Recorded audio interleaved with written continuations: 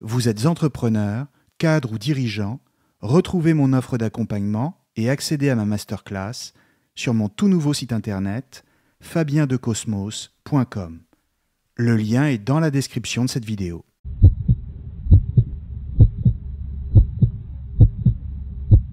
Bonjour à tous et bienvenue sur Cosmos.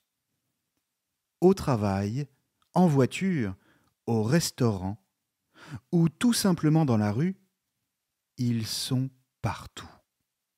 C'est votre supérieur hiérarchique, c'est le type qui ne veut pas vous céder la priorité, parfois c'est même votre voisin de palier. En fait, on prend le risque de les croiser dès qu'on sort de chez soi.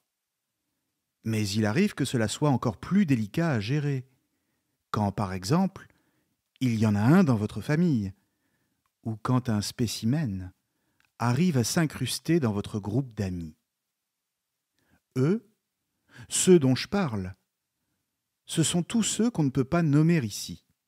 Algorithme oblige. Alors on va dire les CONS. Mais tout le monde aura compris.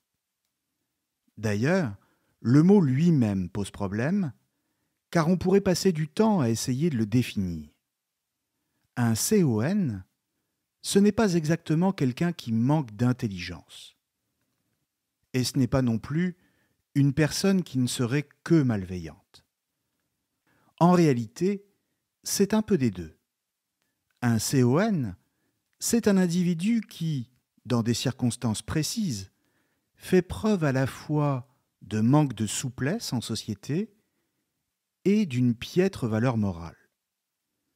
C'est une définition qui, en première instance, a le mérite d'être suffisamment large pour ouvrir les possibles à toutes les manifestations imaginables du CON ou de la CO2NE. Maintenant, si on veut aller plus loin pour le cerner, il faut aussi prendre en compte la réaction qu'il suscite en nous.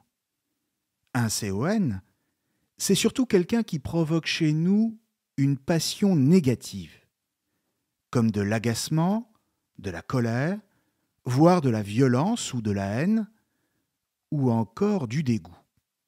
Bref, toutes sortes de passions tristes qui nous font perdre en puissance d'agir. Croiser un CON, pour paraphraser Spinoza, c'est faire l'expérience d'une tristesse et donc d'un amoindrissement. On est moins libre quand un CON a réussi à nous énerver. Et c'est d'ailleurs en ce sens qu'on le reconnaît vraiment. D'une manière générale, le CON nous énerve tellement qu'on sait d'un savoir instinctif qu'il en est un. On le reconnaît d'instinct, un peu comme un chien qui sait tout de suite à qui il a affaire. C'est notre flair qui nous le fait sentir, ou justement, qui fait qu'on ne peut pas le sentir. Il y a quelque chose d'animal chez le CON qui, en retour, réveille en nous notre propre bestialité.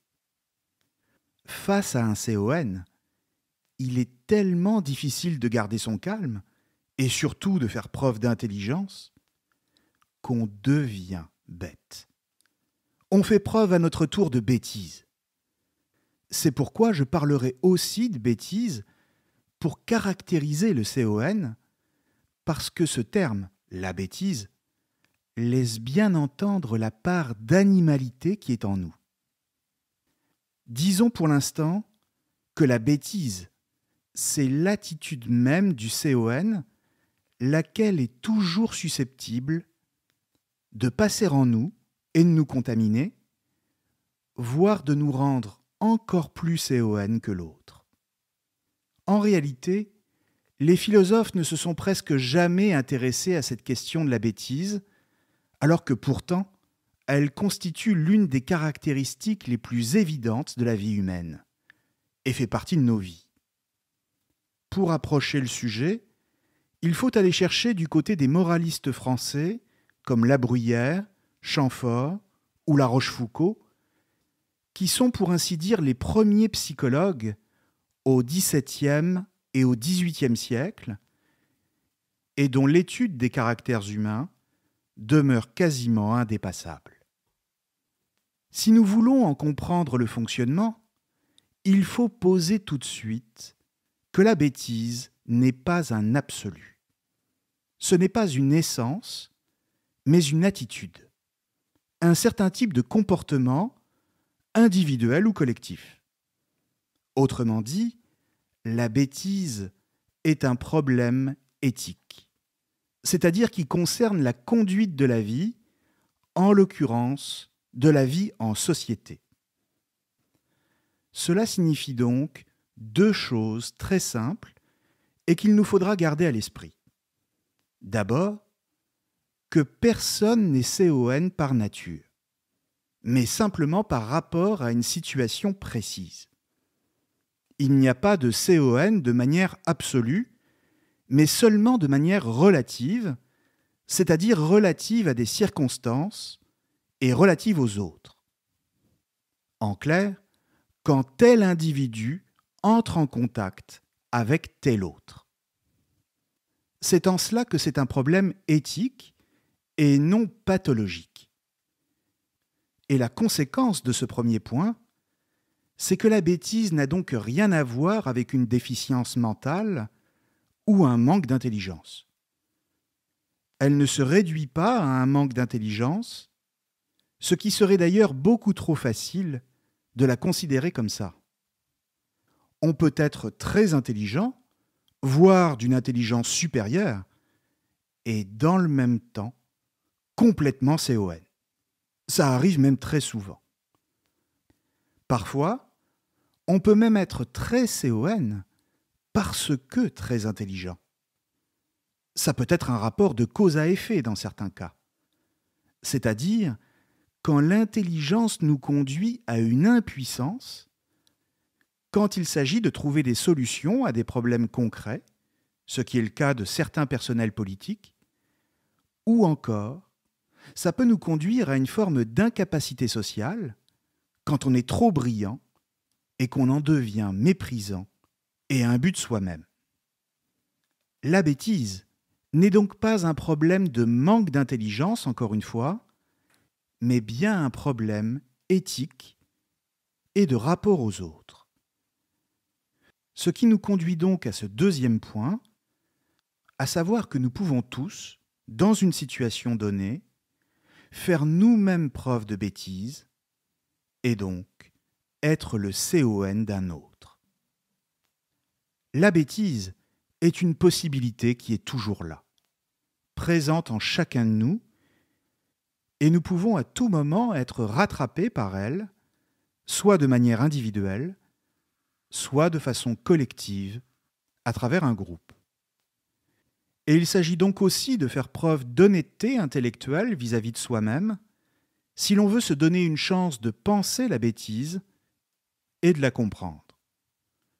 Comprendre ce qu'elle est et comment elle fonctionne, à quelle cause elle répond, c'est la meilleure manière de moins en souffrir chez les autres et surtout de cesser d'en faire preuve soi-même. Or, là est justement tout le problème. C'est-à-dire penser quelque chose qui n'est pas un concept universel, mais qui justement s'incarne toujours dans un individu singulier et qui, à ce titre, nous apparaît sous une infinité de variations. Car en réalité, la bêtise est un mot valise, derrière lequel se cache une gamme infinie de manifestations différentes. C'est là que repose toute la difficulté pour la comprendre, c'est-à-dire sa pluralité. C'est pourquoi il n'y a pas qu'un seul type de CON, mais bien une perspective infinie. En réalité, il serait même impossible d'entrer dans le détail de chaque forme de bêtise et de tenter d'évoquer toutes les manières d'être un CON. Néanmoins, ce qu'on peut faire, c'est proposer 8 grands types, 8 grands caractères de départ, presque des caricatures, mais dans lesquelles toute forme de bêtise singulière va ensuite pouvoir s'inscrire pour en constituer une variation. Comprenons bien que, d'une manière générale, nous sommes tous susceptibles d'entrer dans l'une de ces catégories selon les circonstances. Car s'il n'existe pas de CON par nature, nous faisons tous partie de l'une de ces catégories pour une durée plus ou moins longue, et nous pouvons en changer. J'énonce donc maintenant ces 8 grandes catégories, et j'expliquerai ensuite le fonctionnement même de la bêtise, c'est-à-dire comment elle se communique aux autres, son dynamisme pour ainsi dire, et ce qu'elle implique, autant sur le plan individuel que pour une société. Ces 8 grands types, les voici.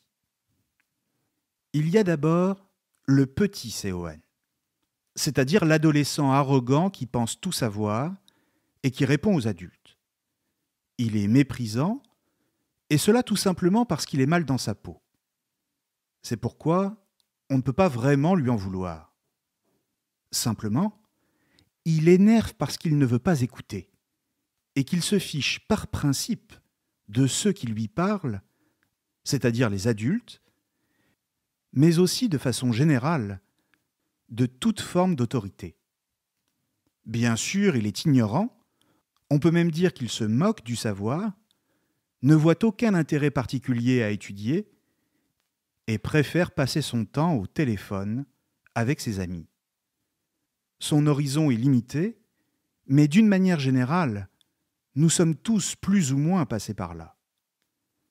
D'un point de vue psychologique, il ne compte pas parmi les plus intéressants de la liste, et c'est pourquoi il est très peu représenté en littérature, à part peut-être dans L'Attrape-cœur de Salinger, et encore.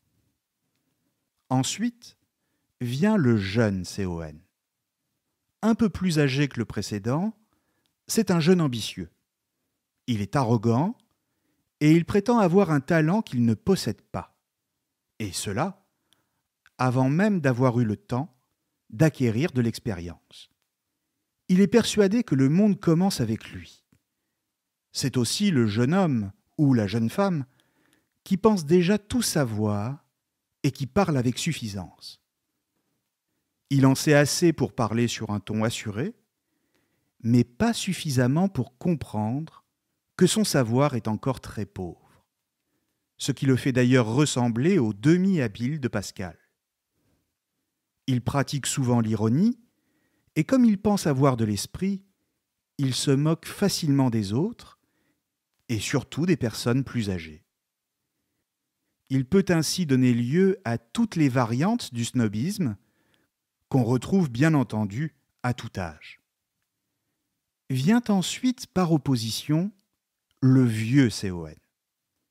Cette fois, c'est l'ancien, qui regarde les plus jeunes comme des demeurés, mais qui en réalité en est jaloux, car il a perdu sa jeunesse et surtout sa légèreté, sa capacité d'émerveillement devant le monde.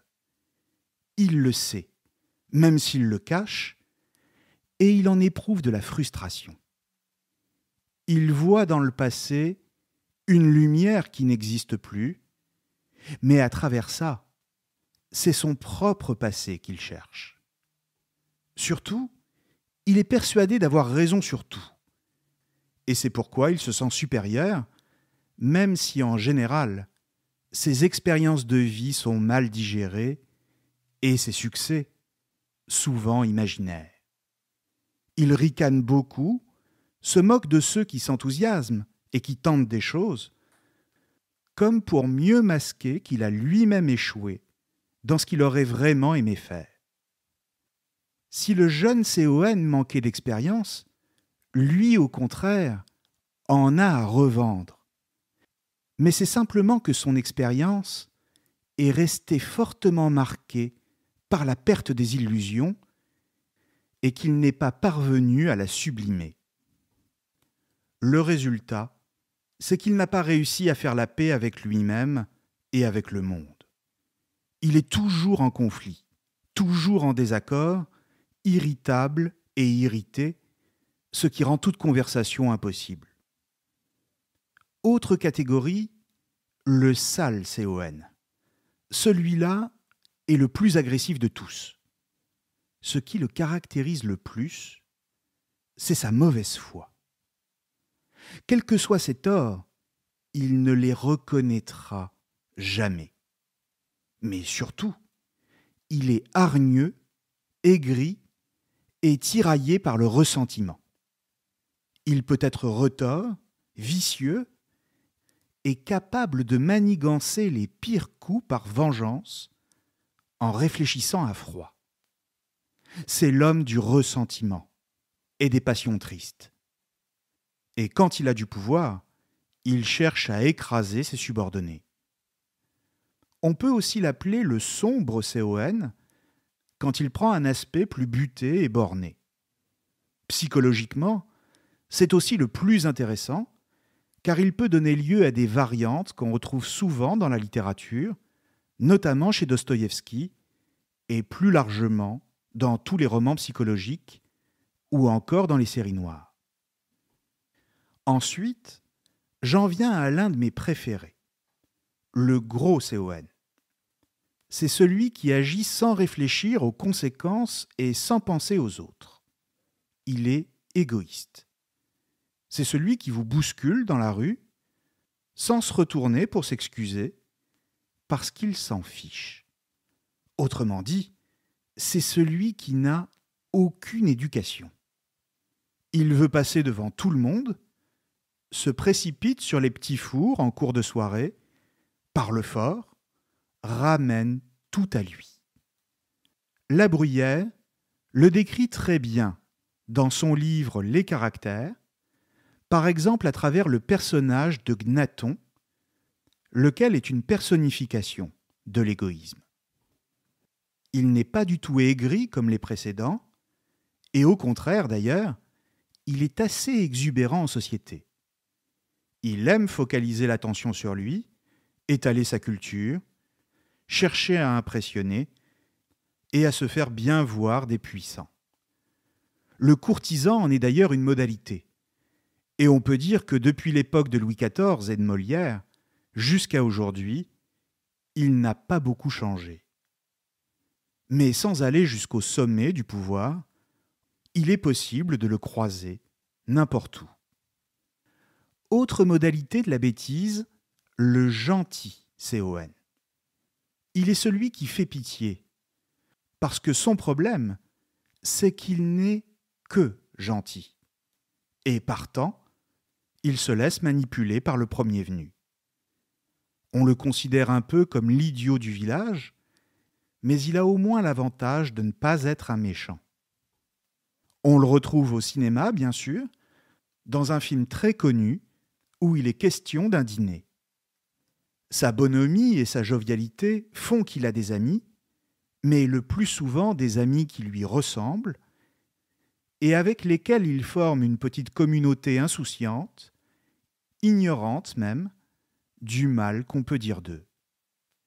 On le prend pour un idiot, comme je le disais, mais attention car il ne l'est pas forcément, et il peut même retourner les situations et se montrer très surprenant.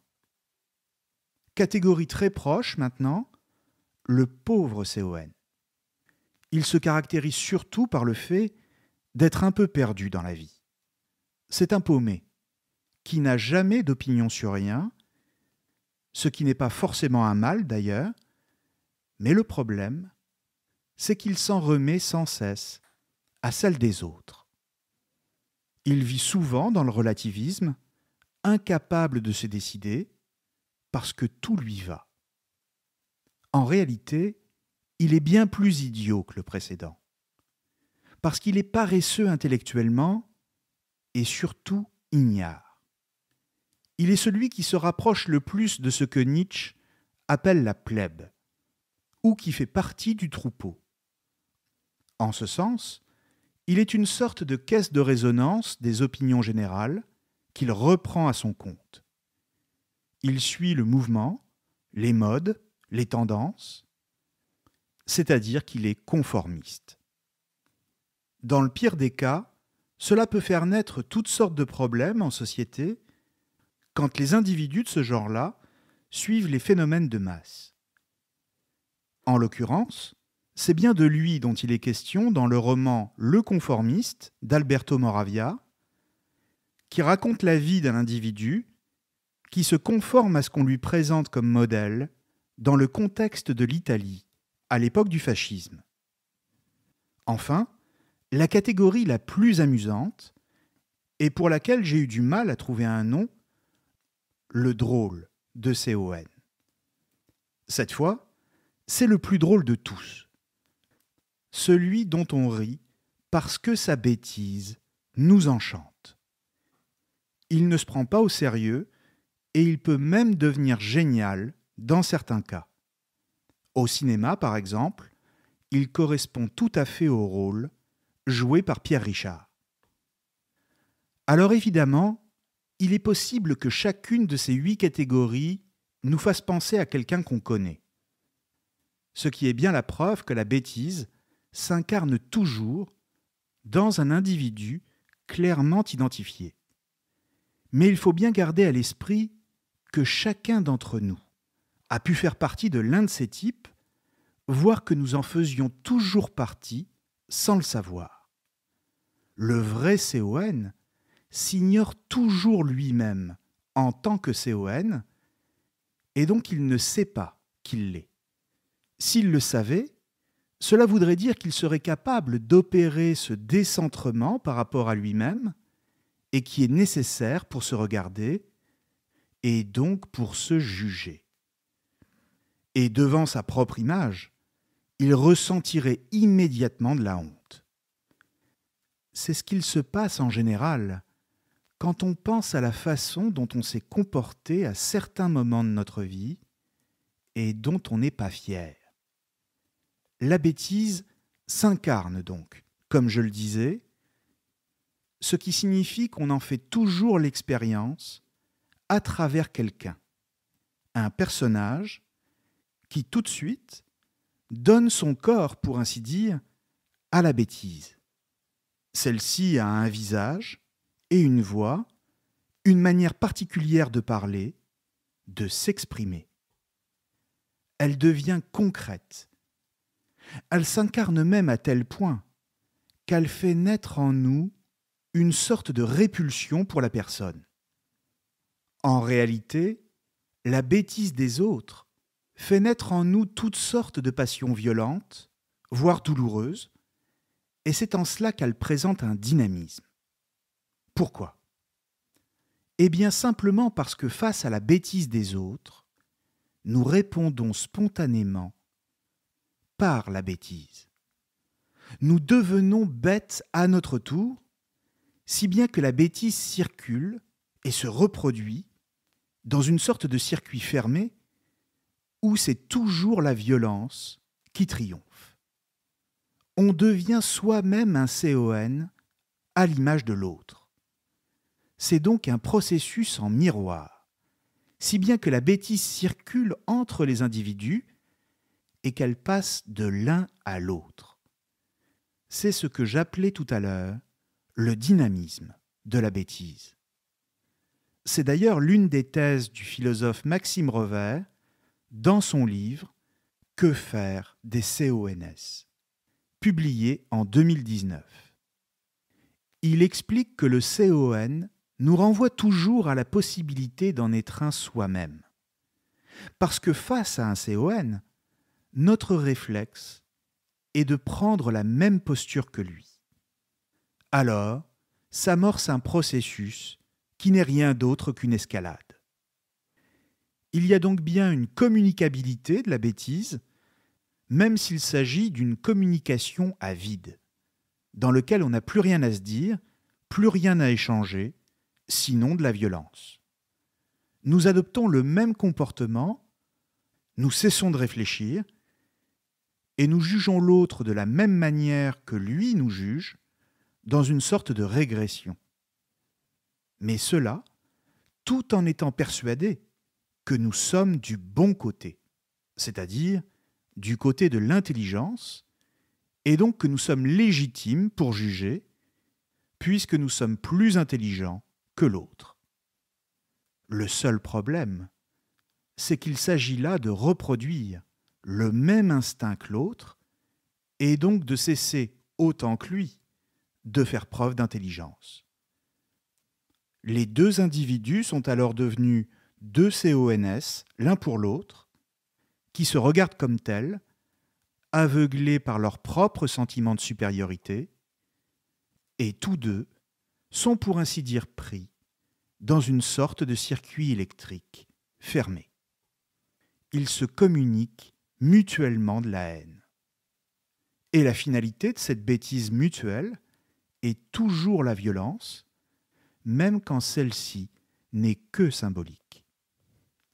C'est exactement ce qui se passe en voiture, par exemple, où dès qu'un autre conducteur se comporte mal, nous lui répondons par la bêtise, c'est-à-dire le geste ou la parole, voire les deux.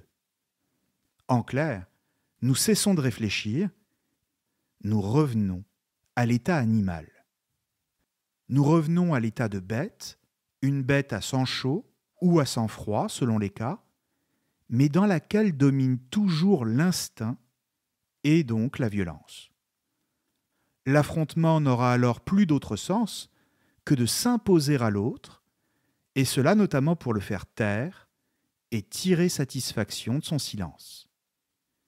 Et bien sûr, il s'agira toujours de l'individu le plus bête qui triomphera, c'est-à-dire celui qui réfléchira le moins et qui en éprouvera même de la fierté.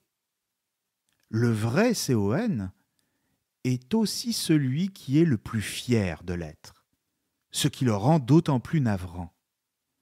C'est celui qui est le plus buté, celui qui tirera le plus de plaisir d'avoir fait respecter sa position, bref, d'avoir fait preuve du moins de souplesse possible, laquelle est d'ailleurs considérée comme une faiblesse, et de s'être posé lui-même comme obstacle.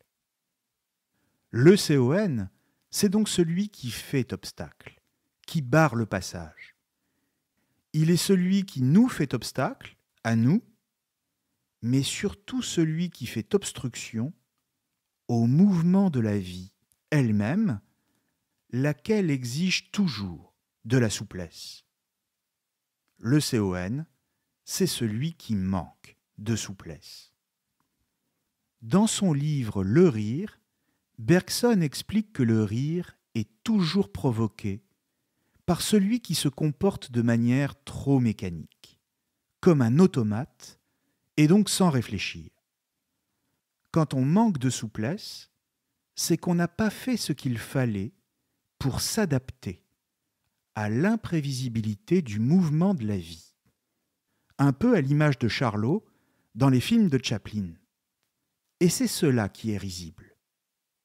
Ce qui est risible, c'est de se comporter comme une machine quand on est un être humain. Ce qui fait rire, c'est le manque d'adaptation face au changement. Or, la vie est changement. C'est même un changement continu. Et donc, ne pas s'y adapter, faire preuve de rigidité face à elle, nous rend ridicule.